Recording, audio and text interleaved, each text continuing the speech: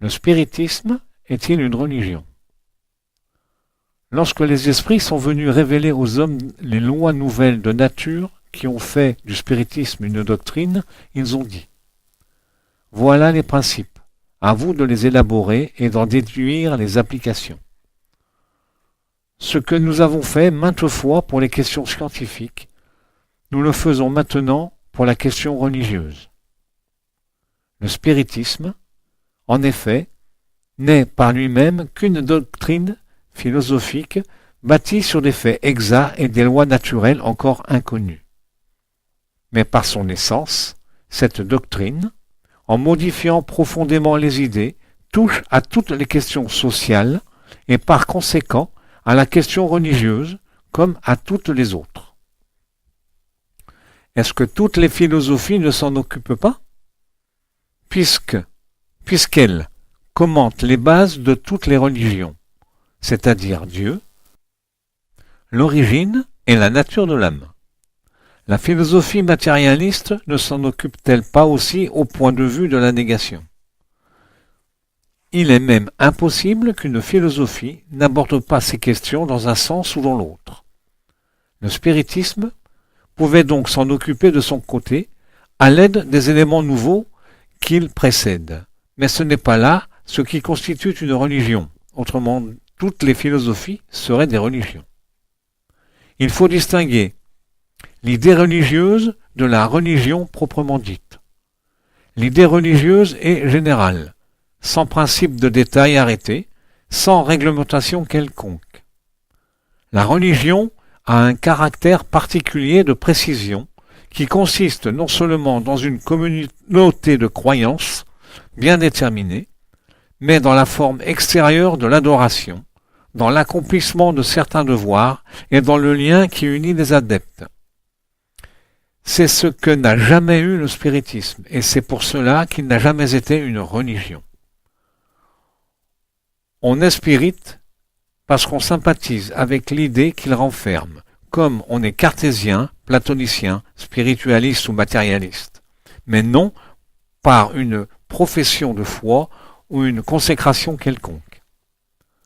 Le spiritisme ne possède ni dogme, ni culte, ni rite, ni cérémonie, ni hiérarchie.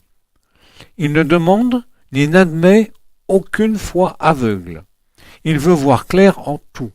Il veut que l'on comprenne tout et que l'on se rende compte de tout.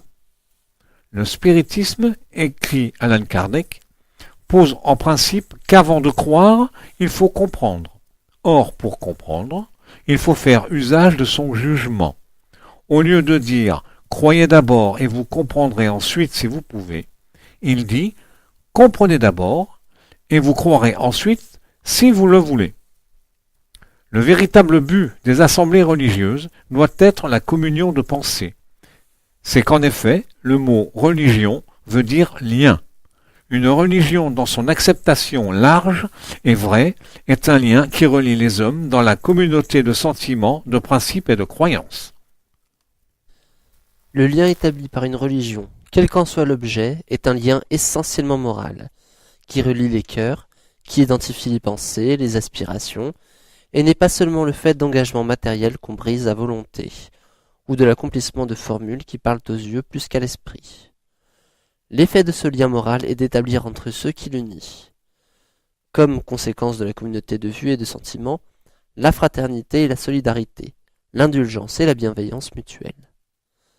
C'est en ce sens qu'on dit aussi la religion de l'amitié, la religion de la famille. S'il en est ainsi, dira-t-on, le spiritisme est donc une religion? Eh bien oui, sans doute. Messieurs, dans le sens philosophique, le spiritisme est une religion, et nous nous en glorifions, parce que c'est la doctrine qui fonde les liens de la fraternité et de la communion de pensée sur une simple convention, mais sur les bases les plus solides, les lois mêmes de la matière.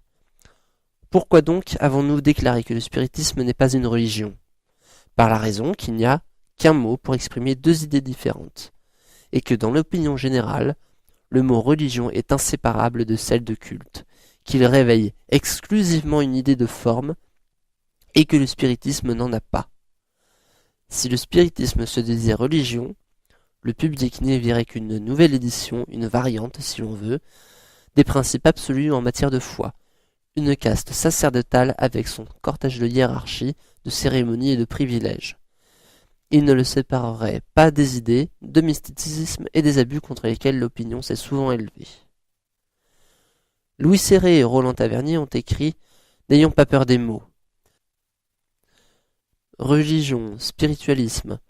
Nous sommes spiritualistes, donc religieux. Nous admettons que toutes les religions ont un point commun, la spiritualité. Mais nous repoussons énergiquement les dogmes qui cristallisent la recherche et s'opposent souvent à la raison, ainsi que les rites qui tentent à donner un pouvoir usurpé à ceux qui les pratiquent. Cela menant immanquablement à l'intolérance et au racisme, source de tant de cruauté. Il est à noter que le spiritisme est une philosophie, déduite de la manifestation des esprits, qui a des conséquences religieuses. Comme les religions, le spiritisme est basé sur la survivance de l'esprit. Le spiritisme, qui n'a ni dogme, ni culte, ni hiérarchie, n'est pas une religion au sens commun.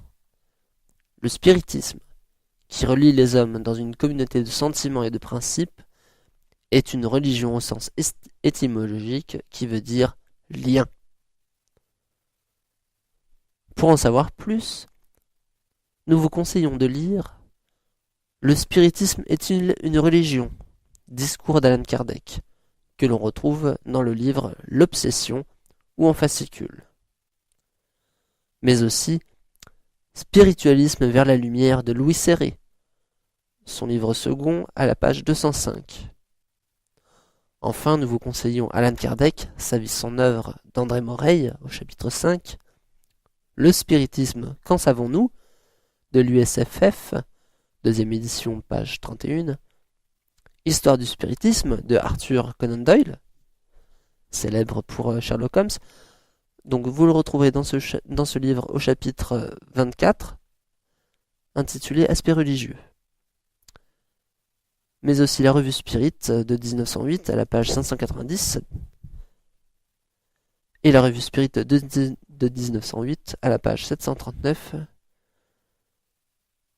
intitulée La religion et le spiritisme.